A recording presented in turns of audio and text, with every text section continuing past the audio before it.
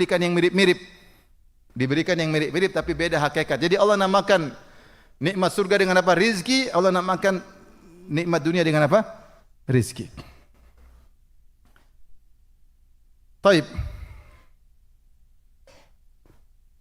Oleh karenanya, ya, ketika istri-istri Nabi, ya, radhiyallahu taala anhunna, ya, mereka waktu itu minta tambahan dalam tanda kutip uang dapur, ya. Sebenarnya mengatakan karena ketika itu Rasulullah SAW banyak berjihad sehingga para sahabat mendapatkan gonimah, lantas mereka berikan kepada rezeki-rezeki mereka. Istri-istri Nabi lihat, pingin juga dapat tambahan uang dapur. Maka waktu itu Rasulullah SAW marah, Rasulullah SAW meninggalkan mereka. Rasulullah tidak gabung sama mereka selama sebulan. Dia tinggal di Masyrubah, itu kamar kecil. Rasulullah tinggalkan dia. Sampai sahabat banyak yang menangis. Kenapa Rasulullah istrinya 9, rumahnya 9, tidur di kamar sendirian? Sedih atau tidak?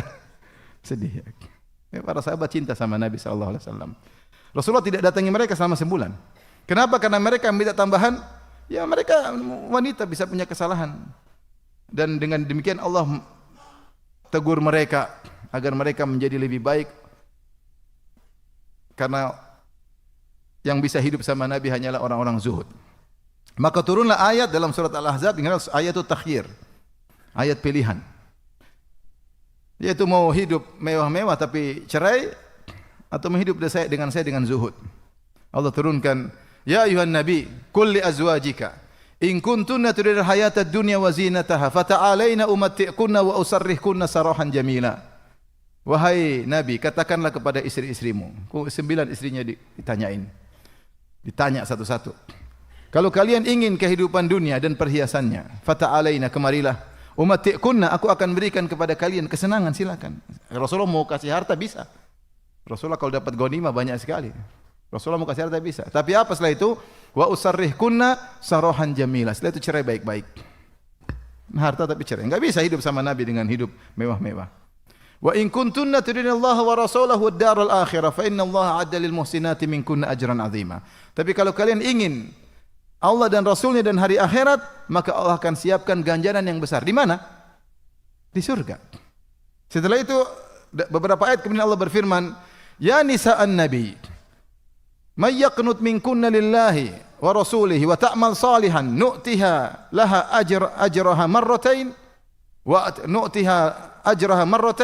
wa atadna laha rizqan karima. Wahai istri-istri Nabi, siapa di antara kalian yang kunut, yaitu taat beribadah, sabar dalam beribadah lillahi, karena Allah dan Rasulnya, wa ta'mal salihan, dan beramal saleh, maka kami akan berikan ganjaran 2 kali lipat, wa a'tadna laha rizqan karima, maka kami akan berikan, siapkan baginya rizki yang mulia. Itu rizki dunia sedikit, nanti ada rizki yang mulia. Maka akhirnya seluruh istri-istri Nabi memilih hidup zuhud bersama Nabi sallallahu alaihi wasallam. Setelah itu Allah muliakan mereka, Allah melarang Nabi untuk menikah lagi dan untuk menggantikan mereka dengan wanita yang lain. Jadi ingat ikhwan, rizki itu ada, bukan cuma dunia saja. Karenanya bisa jadi ada seorang di dunia dapat rizki banyak, di akhirat tidak ada jatah, bisa jadi. Seperti orang kafir. Dan ada orang-orang di dunia rizkinya sedikit, tetapi di akhirat banyak sekali. Maka jangan pikir rizki dunia saja. Allah berfirman, "Idza waqa'atil waqi'ah laisa liwaqa'atiha kadhibah, khafidhatur rafi'ah, idza rujjatil ardu rajja, idza rujjatil ardu rajja." Kata Allah Subhanahu wa taala, jika telah tegak hari kiamat dan tidak ada yang bisa menolak akan datangnya hari kiamat, khafidhatur rafi'ah, bahwasanya hari kiamat itu merendahkan dan meninggikan. Apa maksudnya merendahkan? Sebagian ahli tafsir mengatakan merendahkan manusia yang disangka hebat ketika di dunia, di akhirat Allah rendahkan. Rafi'ah, hari kiamat meninggikan. Ada orang-orang dirasa rendah, hina, miskin di dunia, ternyata di akhirat dimuliakan. Jadi ada orang di dunia mungkin kelihatan kaya raya, kenikmatan luar biasa, ternyata di akhirat tidak punya apa-apa. Oleh karenanya kalau qadarullah antum miskin, boleh sedih tapi jangan terlalu bersedih.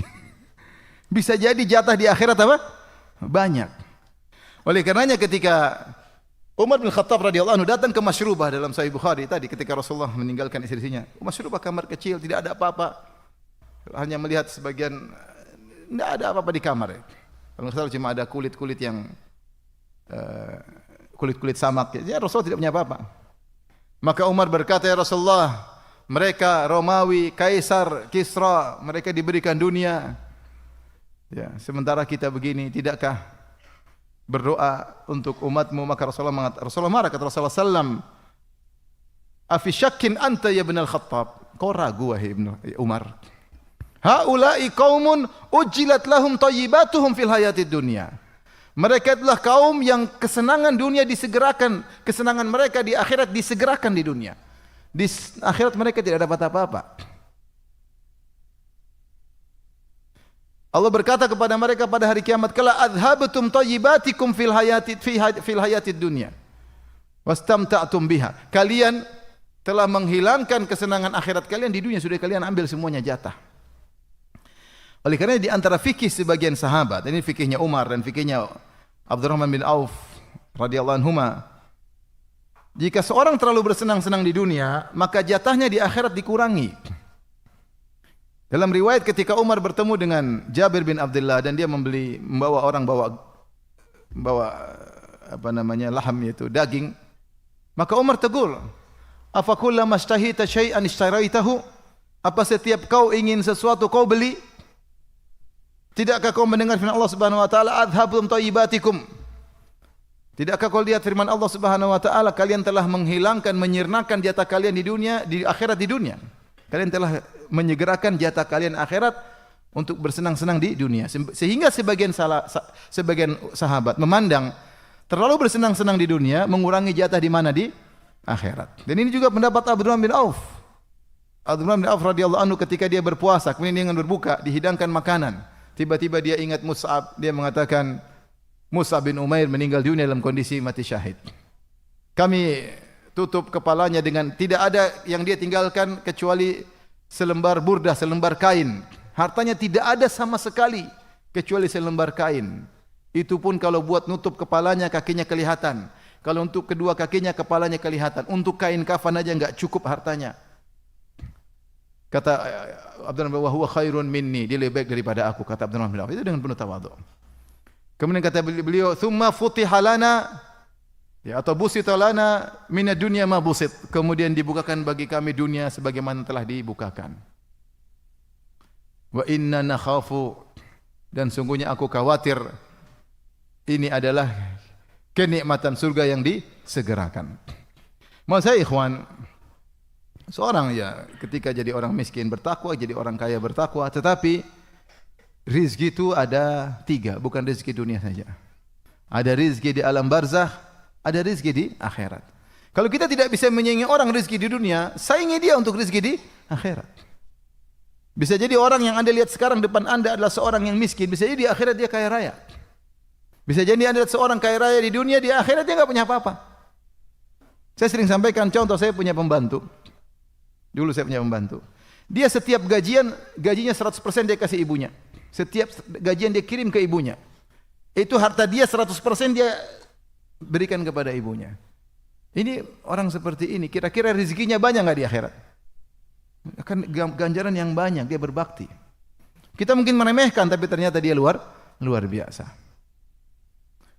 Oleh karenanya ketika kita tahu rezeki bukan cuma di dunia saja, kita jangan mikir rezeki dunia. Rezeki dunia cuma mata, sebentar lagi habis. Makanya Allah berfirman, "Wala tamuddanna 'ainaika ila ma matta'na bihi azwajan minhum zahratal hayatid dunya linaftinahum fih wa rizqu rabbika khairu wa abqa." Janganlah kau panjangkan kedua matamu wahai Rasulullah kepada sekelompok orang yang kami berikan kesenangan dunia. Ya, zahratal hayatid dunya, kesenangan dunia seperti zahra, seperti bunga yang cepat layu, hilang cepat. Zahra apa? Bunga, indah, merah, jingga, kuning, ungu, tapi cepat layu. Buat apa? Linaftinahum fi, kami menguji mereka dengan dunia tersebut. Kemudian kata Allah, wa rizqu rabbika khairu wa abqa, dan rizki Rabbmu yaitu di surga lebih baik dan lebih apa? Kekal. Jadi jangan pikir rizki cuma di sini saja. Seorang bertakwa, salat, ibadah, mencari rizki di alam barzah dan rizki di akhirat. Sekarang yang keberapa?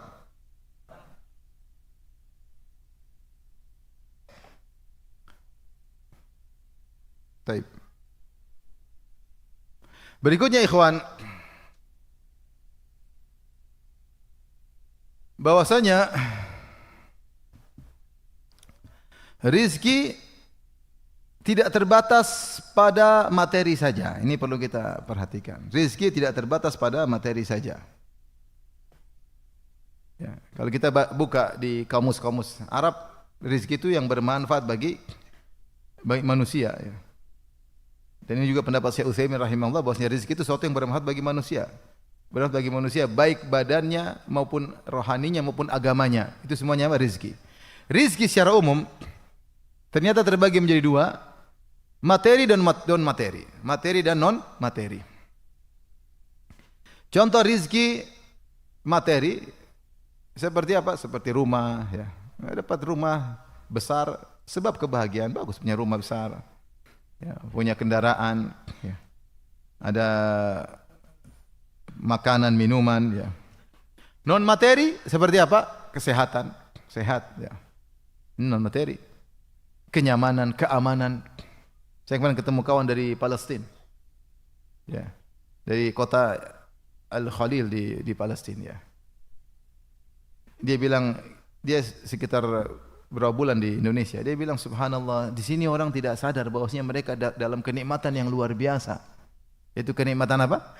Keamanan. Namun nikmat tersebut nikmat yang abstrak, yang non materi.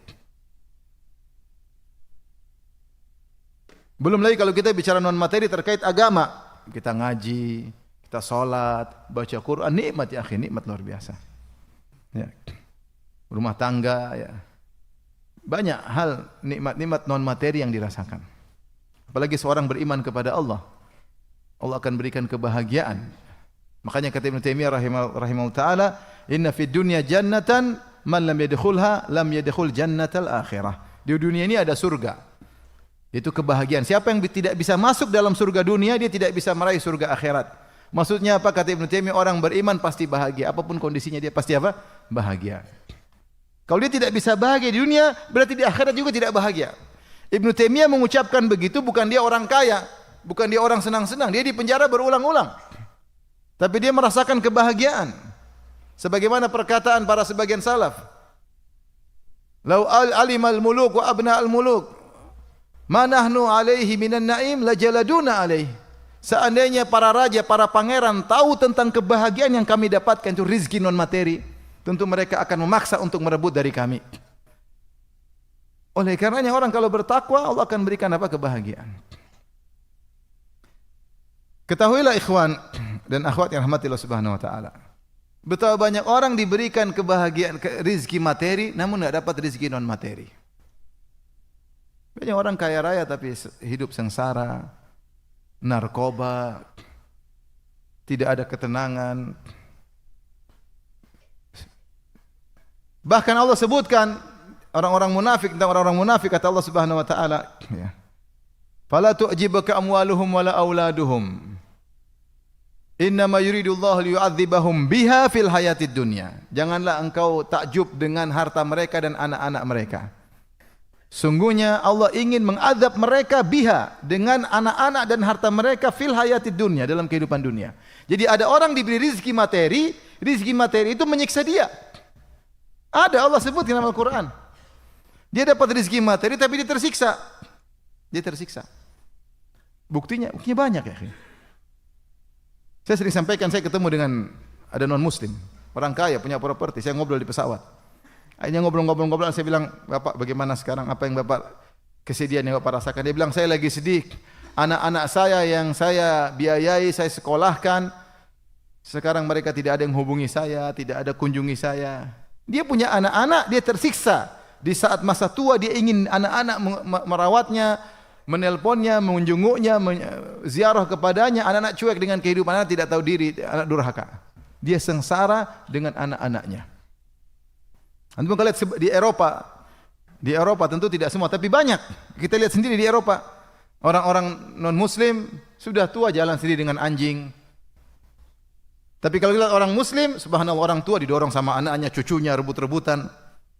Anak durhaka, banyak yang durhaka. Sengsara. Terazab dengan anak-anaknya. Apakah ada orang teradab dengan banyaknya harta? Banyak harta. Ya, antum coba, maksud kita mau jujur ya, kalau kita mau jujur berpikir. Kalau kita miskin, insya Allah jam 9 sudah tidur ya. Makanya makan sate Padang tidur selesai. Pagi-pagi makan lontong, udah selesai. Tapi orang punya perusahaan, masya Allah, dia mikir sana, mikir sini, banyak yang dia pikirkan. Perusahaannya, kalau ada inflasi dia mikir, kalau dolar turun dia mikir, pusing. Kalau mau lebaran bayar THR dia mikir. Yang miskin-miskin terima THR senang, dia mikir bayar THR. Belum persaingan bisnis, kalau perusahaan baru yang mirip dengan dia, wah ini kompetitor, pusing. Kalau didatangi orang pajak tambah pusing lagi.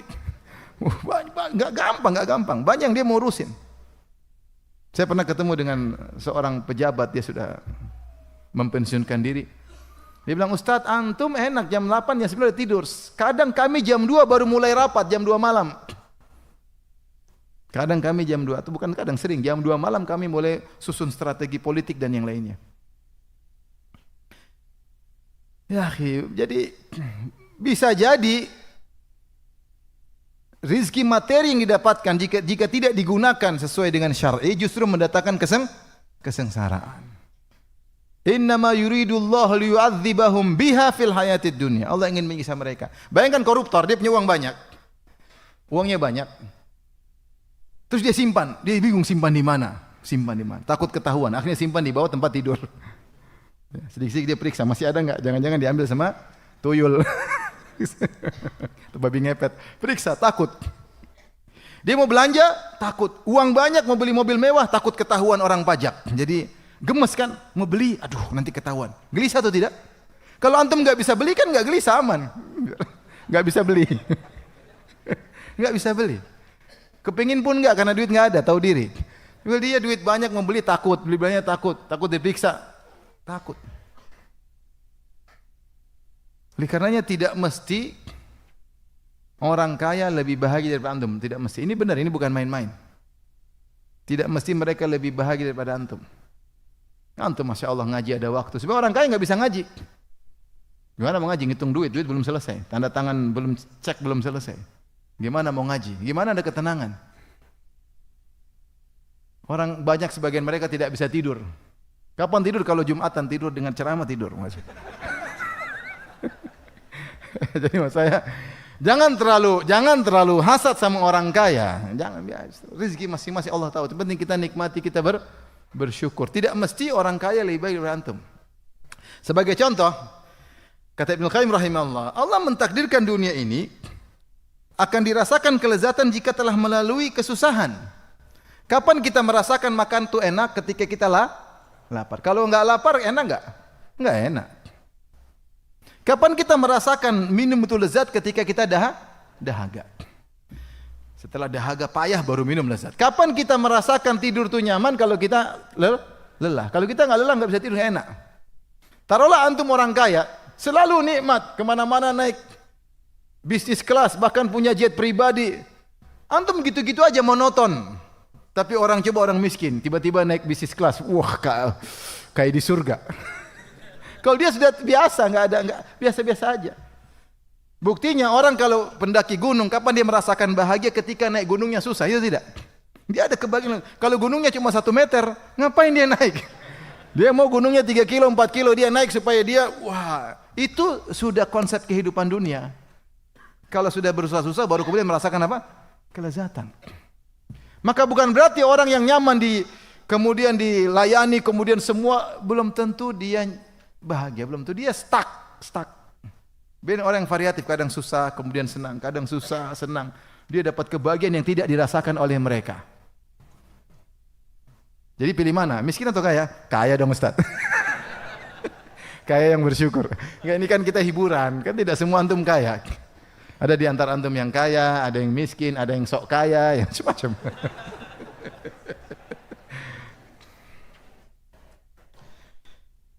Taib. Maka bersyukur apa yang ada sehingga kita bisa bahagia. Sekarang yang keberapa? 6 apa 5? Ya sudahlah, hitung aja lah, anggap aja 6 ya. biar cepat selesai. Baik. Rizki ada yang halal, ada yang haram. Ini beda dengan Mu'tazilah yang mengatakan rizki hanya yang halal. Rizki ada yang halal, yang haram. Makanya kita minta rizqan thayyiban. Habis salat subuh kita mengatakan apa? Allahumma nas'aluka ilman nafi'an wa rizqan thayyiban wa amalan mutaqabbala. Ya. Dan rizki yang halal atau haram ditinjau dari pertama, ditinjau dari zatnya, zatnya bisa halal bisa haram. Yang kedua ditinjau dari cara meraihnya, bisa halal bisa apa? Haram. Khamar zatnya haram. Babi zatnya apa? Haram, ya. Tapi ada rizki yang halal tapi cara mencarinya haram, ya. Korupsi, nipu orang, riba, judi, ini semua cara-cara yang haram. Yang ingin saya sampaikan, ikhwan, ketahuilah kaidah menyatakan antum cari rizki dengan cara apapun, mau cara halal, cara haram, hasilnya sama, tidak berubah. Ini harus antum yakini. Rizki kita tidak berubah nominalnya. Dari kita lahir sampai kita mati, tidak berubah nominalnya. Mau cari dengan cara halal, cara haram, hasilnya sama. Siapa yang bilang demikian? Nabi SAW. Nabi mengatakan, Inna ruhal qudusi nafatha fi raw'i anna nafsan lan tamuta hatta tastakmila rizqaha. Sungguhnya Jibril alaihissalam memberikan wahyu ke dalam jiwaku, menyatakan bahwasanya tidak ada satu jiwa pun yang meninggal kecuali telah sempurna apa? Rizkinya. Kemudian kata Nabi, fa'ajmilu fi talab, maka carilah dengan cara yang baik. Khudhu mahalla wada'u maharum, ambil yang halal, tinggalkan yang haram, karena hasilnya sama saja. Hasilnya sama saja. Ajmilu fi talab ada dua makna. Pertama, ijmal, ada yang mengatakan kepada jamal, yaitu carilah dengan cara yang baik, jangan cari cara haram karena sama saja. Ada ajmilu fi talab, yaitu dengan ijmal, yaitu jangan ngoyo, cari rizki tapi jangan apa? Jangan ngoyo. Mau ngoyo enggak ngoyo sama saja hasilnya. Jangan sampai lembur kerja sudah 12 jam, lembur juga 12 jam. Kebanyakan ya. Kalau bisa hari 25 jam, 25 jam ya. Sama saja. Kelihatannya banyak sekarang, nanti berkurang karena ini, berkurang karena ini, hasilnya sama saja. Oleh karenanya, ini apa ini, azan ya? Ya azan ya. Oleh karenanya ketika seorang di depan dia ada cara yang haram, jangan dia tempuh. Di depan dia untung yang banyak, jangan tergoda. Kalau dia tidak ambil, Allah akan buka rizki dari jalan yang lain yang hasilnya sama, cepat atau lambat. Jangan tergoda, haram tinggalkan, syubhat tinggalkan. Allah akan buka dengan cara yang lain. Kalaupun dia dapat yang haram tersebut, Allah akan ambil dengan cara Allah Subhanahu wa taala yang dia tidak sadari. Masalahnya, meskipun nominalnya sama, hasilnya sama, kalau antum ambil dengan cara yang halal, antum selamat di akhirat. Kalau antum ambil dengan cara yang haram, antum binasa di akhirat. Oleh karenanya rezeki yang haram halal nominalnya sama saja. Tapi azan aja dulu. Kita lanjutkan, ikhwan dan akhwat yang rahmatillah subhanahu wa ta'ala. Kalau kita mendapatkan rezeki dengan cara haram, musibah pada hari kiamat kelak. Rasulullah SAW bersabda, lan tazula qadama abdin hatta yus'al an arba'. Tidaklah bergeser kedua kaki seorang hamba pada hari kiamat, yaumul qiyamah. Itu bergeser menuju surga atau neraka, sampai dia ditanya dengan tentang 4 perkara. Di antaranya an malihi, tentang hartanya. Min aina iktasabahu wa fima anfaqah. Dari mana dia dapatkan dan ke mana dia habiskan. Makanya ada yang tawar kepada kita misalnya, Ustaz, ada bisa bilang saya enggak siap dihisab. Saya tidak siap dihisab. Saya tidak siap dihisab. Jadi kita yakin rezeki sama saja.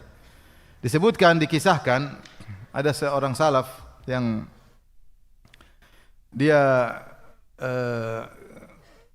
ketika mau ke masjid atau ke suatu tempat, dia nitip pelananya kepada seorang, dia titip pelananya, suruh dijaga, kemudian dia melakukan keperluannya, hajatnya, kemudian dia balik. Ketika dia balik ternyata pelana tersebut hilang. Maka dia suruh orang untuk beli pelana di pasar. Maka ada orang belikan dengan harga 2 dinar kalau tidak salah ya. Nanti dengan harga tertentu, kemudian dibawalah pelana tersebut kepada orang salaf ini. Kemudian mengatakan, subhanallah, ini pelana saya yang hilang. Ya. Saya tadi bermaksud kalau selesai ini saya mau kasih hadiah kepada orang ini 2 dinar. tapi dia tidak ingin mengambil dengan cara yang halal. Ternyata dia curi, dia jual, dia juga dapat 2 dinar. Subhanallah. Jadi mau cara baik, cara halal, cara haram tetap berapa? 2 dinar. Ini harus kita yakin. Ada kawan punya proyek terkait dengan pemerintah, kemudian sebagian oknum akhirnya memaksa harus diberikan bagian jatah. Minta kepada kawan tersebut. Ini kawan langsung cerita sama saya. Minta. Kata dia bilang, harus saya dapat jatah. Kalau enggak ini enggak gol. Atau tendernya tidak dimenangkan. Kawan ini bilang, enggak, saya enggak mau. Kalau enggak, ya sudah enggak apa-apa, enggak usah. Meskipun proyeknya mungkin ratusan miliar. Enggak, kalau enggak mau. Akhirnya kawan enggak ambil. Dia enggak ambil. Akhirnya proyek hilang. Untung banyak hilang, enggak ada masalah. Ternyata dia ambil kontraktor lain, ngerjain enggak bisa. Enggak bisa. Akhirnya kawan dipanggil lagi, dikasih proyek tanpa ada korupsi. Subhanallah. Kalau itu rezeki kita tidak bakalan lari. Kalau tertutup pintu ini akan terbuka pintu yang lain. Allah punya cara, tinggal kita yakin. Maka ikhwan, kalau ada tawaran haram jangan diambil. Syubhat aja kalau bisa tinggalkan, tinggal. Haram apalagi jangan diambil. Rezeki sama aja, yakin rezeki sama aja. Kalau tutup pintu ini akan dibuka pintu yang lain oleh Allah Subhanahu wa taala. Baik, sekarang kaidah yang konsep yang berapa? Ya, terserahlah berapa ya. Ketahuilah bahwa banyaknya rizki bukan pertanda Allah mencintai seorang hamba. Kalau banyaknya rizki tanda cinta Allah kepada seorang hamba, tentu orang kafir berarti dicintai oleh Allah Subhanahu wa taala. Rizki bisa diberikan oleh Allah kepada orang yang Allah cintai dan juga kepada orang yang Allah tidak cintai. Ya. Makanya Allah mengatakan, ya, فَأَمَّا الْإِنسَانُ إِذَا مَبْتَلَاهُ رَبُّهُ فَأَكْرَمَهُ وَنَعَمَهُ فَيَقُولُ رَبِّي أَكْرَمَنْ وَأَمَّا إِذَا مَبْتَلَاهُ فَقَدَرَ عَلَيْهِ رِزْقَهُ فَيَقُولُ رَبِّي أَهَانَنْ كَلَّا. Adapun manusia kalau dilapangkan rezekinya, dia mengatakan Rabbi akraman, Allah telah muliakan aku. Adapun jika dia diuji, disempitkan rezekinya, dia mengatakan Rabbi ahanan, Allah telah hinakan aku. Kata Allah, kalla, tidak demikian. Demikian. Rizki bukan menunjukkan cinta Allah kepada seorang. Bisa jadi orang dicintai, sangat cintai Allah, tapi dia miskin. Contoh siapa? Contoh sederhana, misalnya Uwais Al-Qarani, miskin.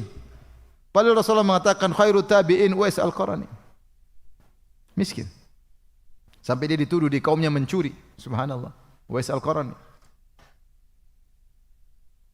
Tetapi kalau orang diberi rizki, ternyata rizkinya dia gunakan untuk dekat kepada Allah, itu tanda Allah cinta sama dia. Buktinya dia semakin dekat kepada Allah Subhanahu wa taala. Tapi banyak orang dikasih rizki, dia semakin jauh dari Allah Subhanahu wa taala. Tapi yang berikutnya, jadi maksudnya kalau antum miskin jangan terlalu sedih. Ya, sedih bolehlah, tapi jangan terlalu. Bukan berarti Allah benci sama antum, tidak. Bukan ukuran. Betapa banyak orang soleh yang miskin banyak sekali. Para ulama banyak sekali. Para anbiya banyak miskin. Isa alaihissalam miskin. Zakaria miskin. Banyak. Ya. Banyak sahabat yang miskin, banyak ulama yang miskin. Jadi kalau pas Allah mentakdirkan kita rezeki sedikit, Allah lebih tahu apa yang maslahat bagi kita.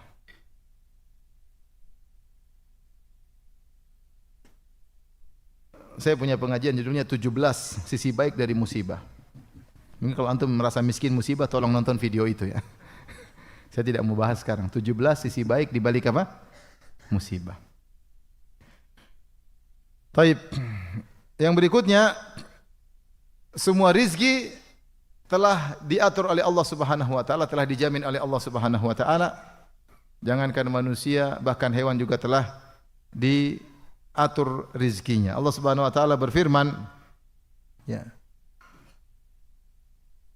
Wa ma min dabbatin fil ardi illa Allahi rizquha wa ya'lamu mustaqarraha wa mustaudaha. Kata Allah Subhanahu wa taala, tidak ada hewan melata di atas muka bumi kecuali Allah yang menanggung rizkinya. Wa ya'lamu mustaqarraha wa mustaudaha. Ada khilaf di Quran makna mustaqar, mustauda. Ada yang mengatakan mustaqarraha maksudnya di mana kandangnya, di mana tempat tinggalnya. Ya, mustaqarraha di mana tempat dia berjalan, mustaudaah adalah tempat di mana kandangnya. Jadi maknanya di antara makna yaitu Allah tahu di mana kandangnya dan kemana dia cari rizki. Jalannya kemana? Misalnya burung terbang kemana Allah tahu. Setiap burung Allah tahu dia mau terbang kemana. Setiap hewan keluar dari lubangnya mau kemana Allah tahu. Jadi Allah sudah siapkan rizki sesuai dengan arah jalannya. Allah yang tanggung. Itu hewan. Sebagian ulama menafsirkan mustaqarrah, mustaudaah maksudnya hidupnya dan matinya. Allah tahu mainnya kemana, jalan-jalannya kemana, kapan ajalnya Allah tahu sehingga Allah sudah tentukan. Cacing ini rezekinya ini, burung ini rezekinya ini, ikan ini rezekinya ini, Allah sudah tentukan. Detail per hewan-hewan. Tidak ada satu hewan bintang melata kecuali Allah tentukan rezekinya. Bagaimana lagi dengan manusia yang mukallaf? Kata Allah Subhanahu wa taala, "Wa ka'ayyim min dabbatin la tahmilu rizqaha Allahu yarzuquha wa iyyakum." Betapa banyak hewan melata tidak mampu menanggung rezekinya. Hewan melata tidak akalnya tidak banyak seperti manusia. Burung akalnya sederhana aja. La tahmilu rizqaha, akalnya tidak seperti manusia. Manusia bisa nipu, bisa ngibul, bisa bohong, bisa manusia canggih kalau cari rezeki dengan berbagai macam cara. Yang riba bisa jadi syar'i, luar biasa manusia. Canggih pokoknya. Hewan bisa apa? Tapi rezekinya sudah ditanggung. Rezekinya sudah ditanggung. Nah, kalau rezeki sudah ditanggung apalagi manusia, maka jangan seorang khawatir berlebihan ya. Rezeki sudah ditanggung. Hewan saja sudah diatur apalagi manusia. Bagaimana kita suudzon sama Allah sementara kita masih dalam janin, Allah kasih rizki sama kita.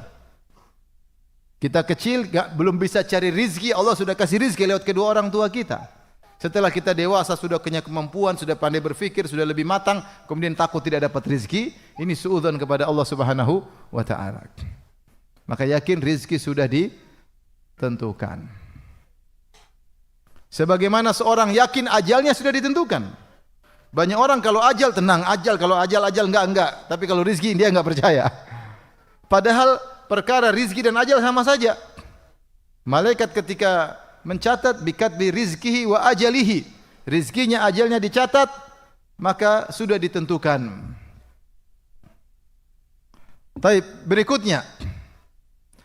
Meskipun sudah ditentukan, akan tapi Allah Subhanahu wa taala suruh mencari rizki dan berusaha.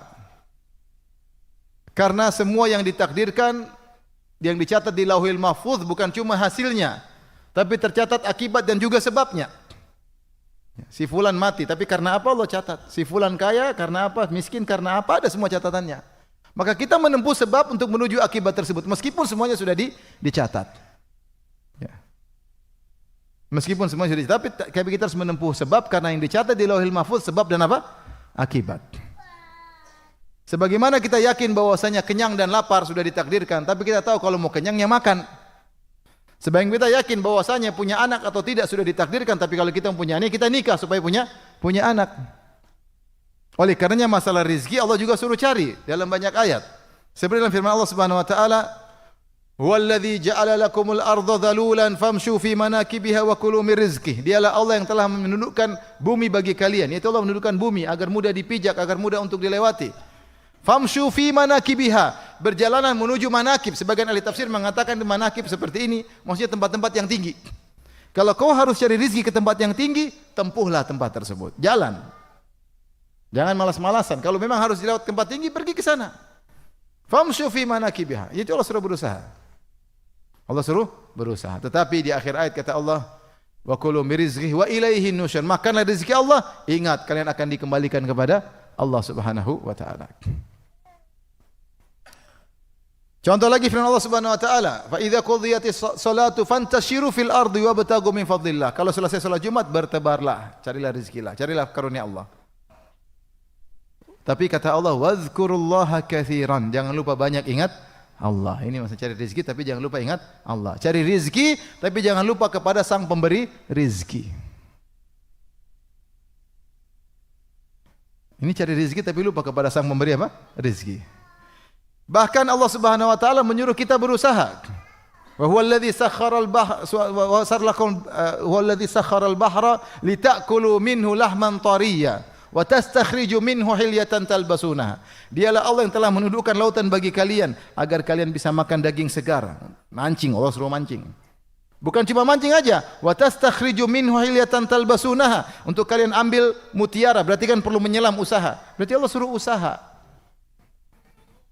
Jadi rizki diraih dengan apa?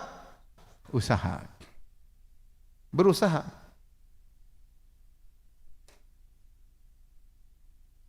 Dan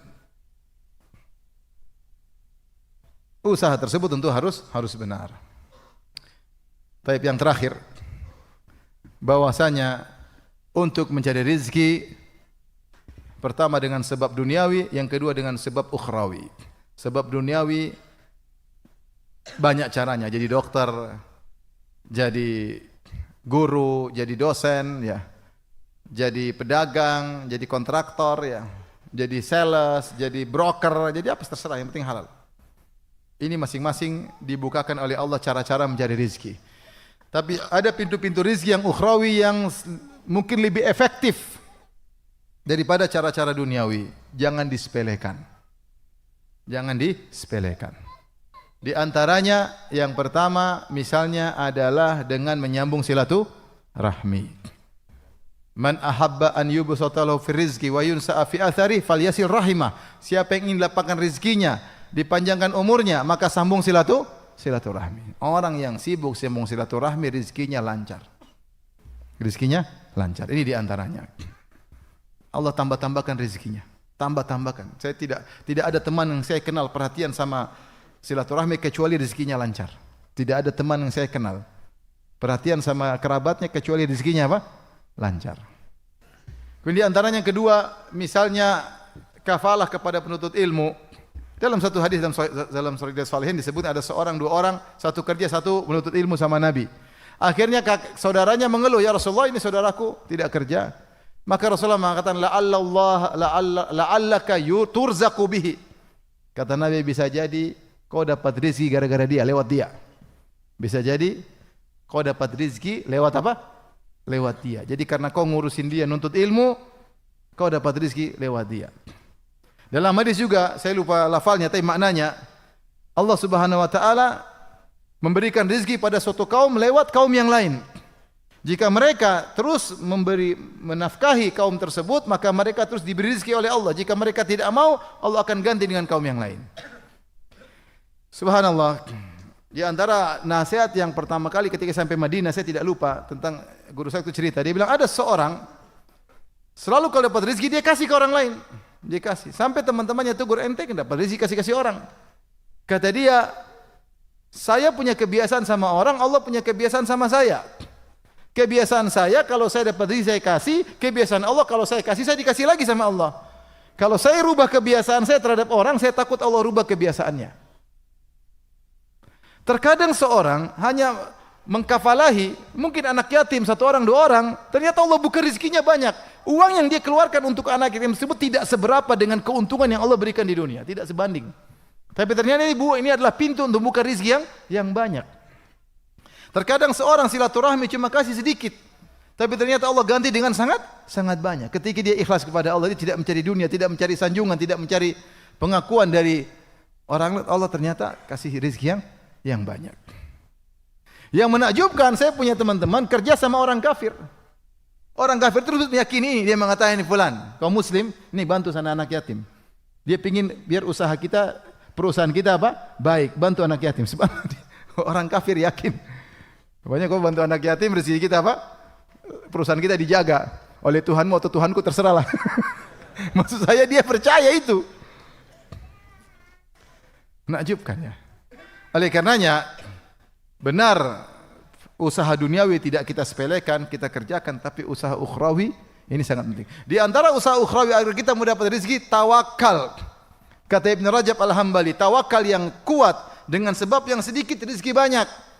Lau annakum tatawakkaluna 'ala Allahi haqqa tawakkuli la razaqakum kama yarzuqut tayr taqdu khimasan wa taruhu bitana. Kalau kalian bertawakal dengan kepada Allah dengan tawakal yang benar, Allah akan kasih rezeki kepada kalian sebagaimana Allah beri rezeki kepada burung. Dia terbang di pagi hari perut kosong, balik di sore dengan perut kenyang. Oleh karena ketika sebagian ulama mensyarah hadis yadkhulul jannah qaumun afidatuhum ka afidati tayr, masuk surga suatu kaum yang hati mereka seperti hati burung. Banyak ulama menafsirkan yaitu burung tawakalnya tinggi. Tawakalnya tinggi. Dengan modal kemampuan yang sedikit, dengan akal yang terbatas tapi rezekinya lancar, dia terbang, dia bertawakal, perut kosong dia pulang bawa makanan kasih anak-anaknya.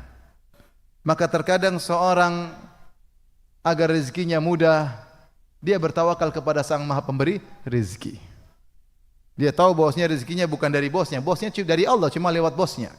Dia tahu bahwasanya konsumen bukan dari konsumen rezekinya, tetapi Allah kasih dia lewat konsumen yang membeli darinya. Fabtagu indallahi rizq. Kata Allah, carilah di sisi Allah rizkimu. Carilah di sisi Allah. Jadi carilah rizki dari Sang Maha Pemberi rizki. Demikian saja ikhwan kajian kita. Semoga Allah Subhanahu wa taala memberikan kepada kita rizki yang halal di dunia, di alam barzah, terlebih lagi di akhirat. Kala amin ya rabbal alamin. Taib.